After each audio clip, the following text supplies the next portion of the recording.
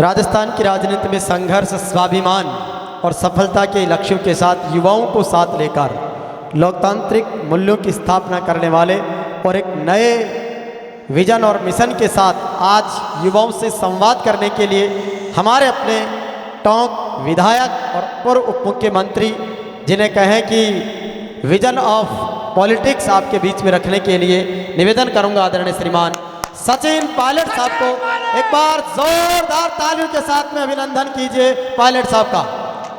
जिला कांग्रेस कमेटी के अध्यक्ष सम्माननीय लक्ष्मण गाथा जी, हमारे चेयरमैन अली अहमद साहब, पीसीसी के हमारे प्रभारी महेंद्र सिंह खेड़ी जी, पूर्व विधायक जिनका भाषण आपने सुना कमल बैरवा साहब, साउद सैदी जी, हंसराज जी जो फागना साहब, दर्शन जी, शहर अध्यक्ष इरशाद मिर्ज़ा साहब, कैलाशी देवी जी और हमारे नौजवान साथी जिनको नई जिम्मेदारियां मिली हैं युवक कांग्रेस में, घनश्याम जी मीना साहब, मनसाराम स्वामी जी, मुकेश मीना जी, विनोद बोकन जी, हंसराज गुंजल साहब जो जिले में अपना काम संभालेंगे, मंच पर उपस्थित बहुत सारे हमारे साथी, अतिथिगण और इस कार्यक्रम में, इस पवित्र प्रांगण में विराजे हुए नौजवान दोस्तों, माताओं, बहनों, प्यारे बच्चों और आदरणीय बुज़ुर्गों, मैं सबसे पहले बहुत मुबारकबाद देना चाहता हूं और शुभकामना देना चाहता हूं इन सभी नौजवानों को। और मैं हंसराज जी का भाषण सुन रहा था, कितने कम समय में भाषण धीरे धीरे देते देते आज एक बिल्कुल पुख्ता वक्ता बनकर ये आज यहाँ उन्होंने भाषण दिया, तो उनको बहुत बहुत शुभकामना देना चाहता हूँ। और ये भाषण देना कोई आसान काम नहीं है। मैंने साउथ सैदी जी को बोला, मैंने कहा भाषण दे दो, क्या साहब मैं तो भाषण मेरा मन नहीं करता देने का, तो ये हरे के बस की बात भी नहीं है। तो भाषण देना मुझे पायलट साहब कहा करते थे, मैंने कहा भाई आप फौज में रहे इतने साल और भाषण देने में कई साल लगते हैं, मुझे भी अब 20-22 साल हो गए देते देते, लेकिन शुरुआत में जब भाषण देता है इंसान तो मैंने कहा भाई कैसे लोगों की रुचि, लोगों की मतलब कई बार देखा नेता भाषण देते हैं और लोग उठ के जाने लगते हैं, कोई बतिया रहा है, कोई फ़ोन में बात कर रहा है, लेकिन भाषण ऐसा कैसा दिया जाए कि लोग आपकी बात को सुने और वो सुन के उनकी बात को उसके अंदर उतार लें।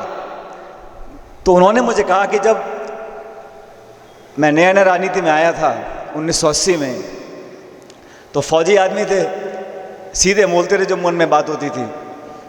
तो उन्होंने कहा भाई बात ऐसी बोलनी चाहिए जो गले से ना निकले, पेट से निकले। जो बात पेट से निकलती है वो दूसरों के दिमाग में घुसती है, और बनी बनाई रटी रटाई बातें बोलने से उसका तो फिर वो खाना पूर्ति है। भाषण बजाया, फिर वो बोलेगा पीछे आके अरे जोरदार तालियां बजाओ, फिर आप लोग तालियां बजाओगे आधे मन से, इधर देखोगे उधर देखोगे। तो भाषण देना मैं मानता हूं कि एक बहुत महत्वपूर्ण पब्लिक लाइफ में, सार्वजनिक जीवन के अंदर अपनी बात को रखना, स्पष्टता से रखना, ईमानदारी से रखना, और जो मन के भाव हैं उसको अगर आदमी अच्छी तरह व्यक्त करता है तो उसको लोग सुनते भी हैं, समझते भी हैं, और ठीक लगता है तो उसका अनुसरण भी करते हैं। इसलिए इन युवाओं ने नई जिम्मेदारियां संभाली हैं विधानसभा क्षेत्रों के अंदर, जिले के अंदर। मैं बहुत बहुत शुभकामना देना चाहता हूं। इस कार्यक्रम को आपने आयोजित किया, मेरा गांव पंचायतों का दौरा था, उसके बाद मैं आपके बीच में आया और मैं थोड़ा देर से पहुंचा, उसके लिए मैं क्षमा चाहता हूं।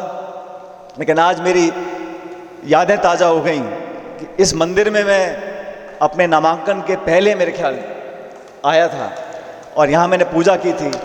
तो मेरी भगवान शिव की शिवलिंग में जो पूजा मैंने की 2018 में, उसको आपने बहुत खूबसूरती से इतना कामयाब बनाया। मैं समझता हूँ राजस्थान में एक रिकॉर्ड स्थापित आप लोगों ने किया, इतनी भारी बहुमत से हम लोगों को आपने चुनाव जिताया था। तो आज मैं पूजा कर रहा था और हम सब लोग जो पॉलिटिकल लोग हैं, हम देखते रहते हैं कौन सा साल है, कौन सा मौसम है, कब चुनाव है, कब चुनाव नहीं है। तो आज जब मैं पूजा कर रहा था, मैं तो मंदिर में घुसा, मुझे याद आया, मैंने कहा यहाँ पे मैं चुनाव से पहले आया था, अब फिर एक बार चुनावी साल आ गया है। मैंने पूजा अर्चना करी क्षेत्र की, प्रदेश की, आप सब लोगों के लिए मैंने मंगल कामनाएं मांगी हैं। आपका परिवार बिल्कुल स्वस्थ रहे, आगे बढ़े, ये मैंने कामना करी है। और प्रदेश और देश में जो राजनीति आज है उस पर भी हम सबको विचार करना चाहिए, क्योंकि हर 5 साल में चुनाव आते हैं, हर प्रदेश देश में सरकार बनती है। वोट कोई किसको डाले, किसी को चाहे ना चाहे, सरकार का निर्माण होता है, सरकारें बनती हैं, पदों पर लोग बैठते हैं, लेकिन हम किस प्रकार की राजनीति को इस प्रदेश और देश में देखना चाहते हैं, ये बड़ा महत्वपूर्ण है। पढ़े लिखे लोग, साफ छवि के लोग, समझदार लोग, ईमानदार लोग अगर जिम्मेदारी के पदों पर बैठते हैं तो अपने आप एक अच्छा माहौल निर्मित होता है। अच्छे बुरे में फ़र्क करना ये मतदाता की जिम्मेदारी है। और देश में वो लोग बड़े पदों पर बैठें जो गंभीरता से अपनी जिम्मेदारी को समझते हों, जिस काम के लिए उनको वहाँ बिठाया है वो काम पूरा करते हों। अभी मेरा नौजवान साथी बोल रहे थे, पिछले लगभग 1 महीने से ज़्यादा हमारे नौजवान जो पहलवान हैं, जिन्होंने दुनिया में जाके मेडल जीते देश के लिए, आज वो बच्चे बच्चियां दुखी, परेशान, उनका मनोबल टूटा हुआ है, उनकी उम्मीदें बिखर गई हैं, उनके सपने चूर चूर हो रहे हैं, अपनी मांगों को पूरा कराने के लिए वो बैठे हैं और कोई सुनने को तैयार नहीं है। इस देश का कानून, इस देश की पुलिस, जो प्रावधान है हमारे संविधान में, ये कह रहे हैं कि हमने जो कानून में लिखा है उसकी पालना करा दो सिर्फ, और कोई सुनने को तैयार नहीं है। इसी प्रकार आपको मालूम है, कुछ समय पहले देश में ऐसे कानून बने, 3 कानून बनाए कथित रूप से किसानों के भले के लिए, और वो ऐसे कानून बनाए कि देश की राजधानी को घेर कर रखा गया महीनों तक, सैकड़ों लोगों की जान चली गई, पूरे देश में ऐसा माहौल बन गया। बहुत जिद करने के बाद पहली बात तो मुझे समझ में नहीं आया कि ये कानून लगाने को बोला किसने था केंद्र सरकार को, और फिर किस कारण से आपने कानून बनाए और फिर बिना कारण बताए कानून वापस ले लिए। तो किसान और नौजवान अगर ये हमारा केंद्र बिंदु नहीं रहेंगे, अगर हम हमारे नौजवानों को, किसानों को विश्वास और भविष्य की परिकल्पना कर कर उनका ढांढस नहीं बताएंगे, उनके अंदर एक ऊर्जा पैदा नहीं करेंगे, तो फिर मैं समझता हूँ ये सही दिशा में जाना नहीं है।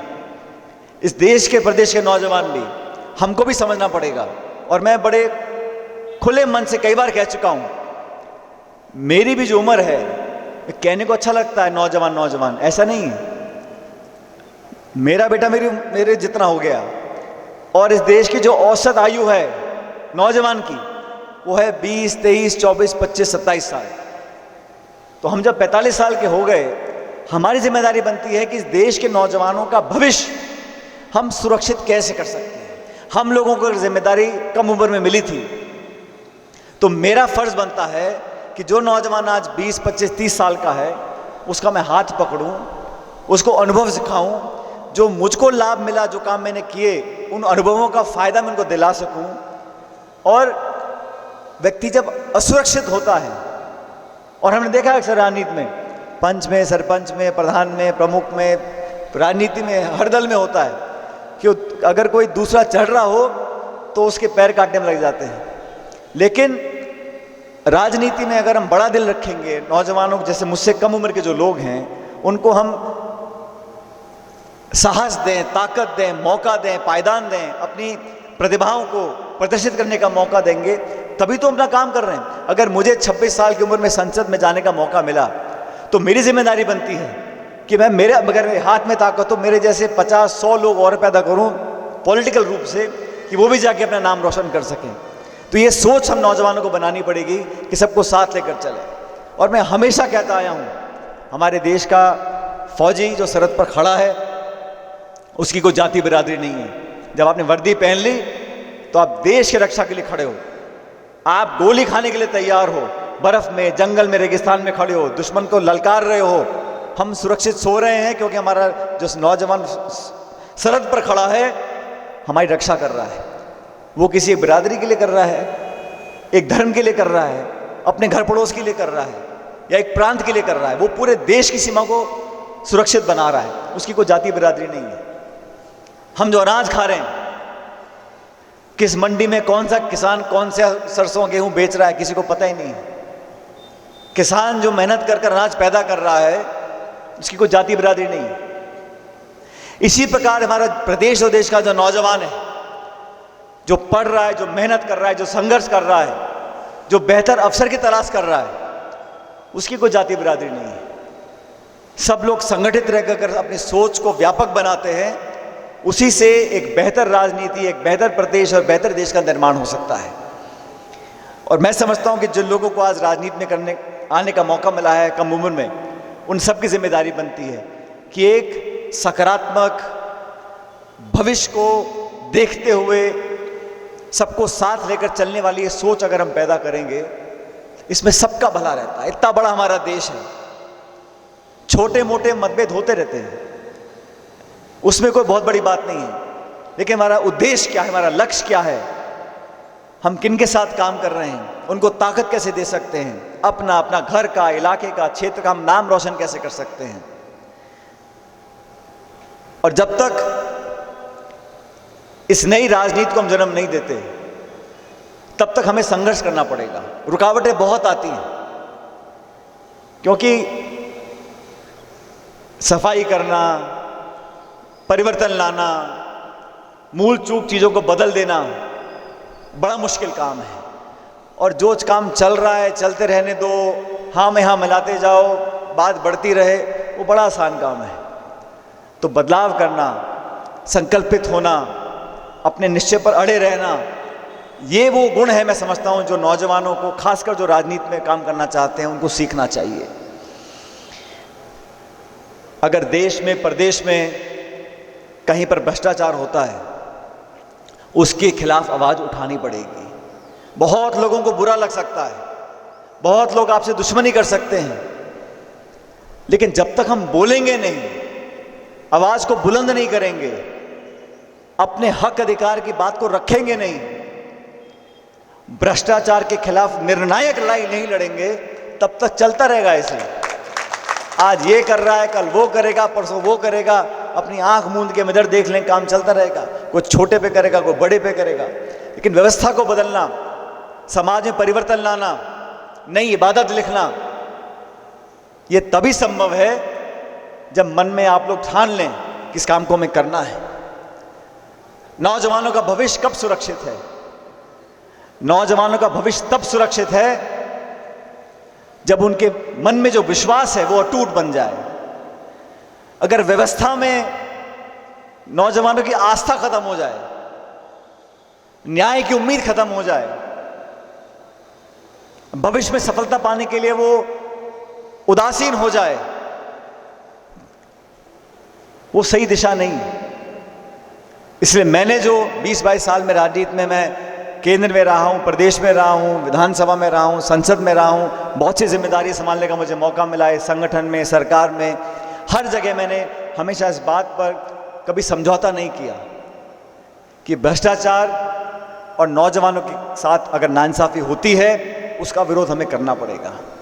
इसलिए मैं आप सब लोगों से निवेदन करना चाहता हूँ, हो सकता है मेरी बात से सब लोग, किसी का कोई राय हो, कुछ राय हो, लेकिन जो रास्ता है, जो दिशा है, वो सही चुननी पड़ेगी।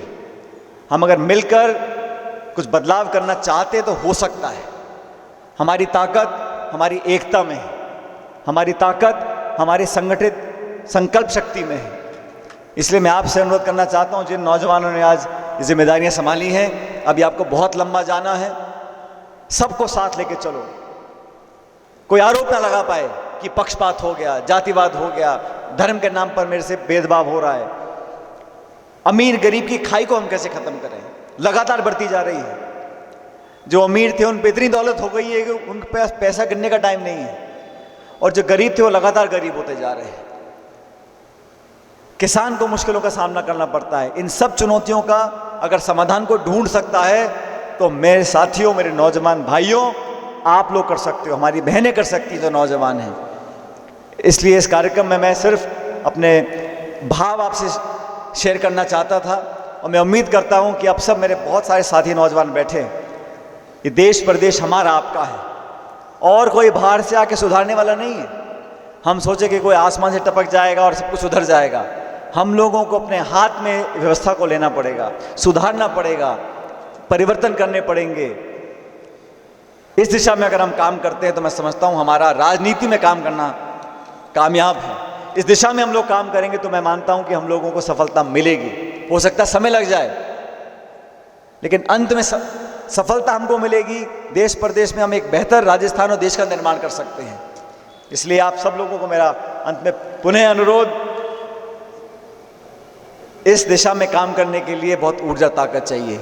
अभी ये नौजवान भाषण दे रहे थे, बोलना आसान है, कभी कभी करना मुश्किल पड़ जाता है। लेकिन मैं आप लोगों का विधायक हूँ, मैं आपको बताना चाहता हूँ कि मैं जो बोलता हूँ उसको मैं कर रहूँगा, चाहे आने में कोई सामने बड़ी विपरीत परिस्थिति आ सकती है, गतिरोध हो सकता है, विरोध हो सकता है,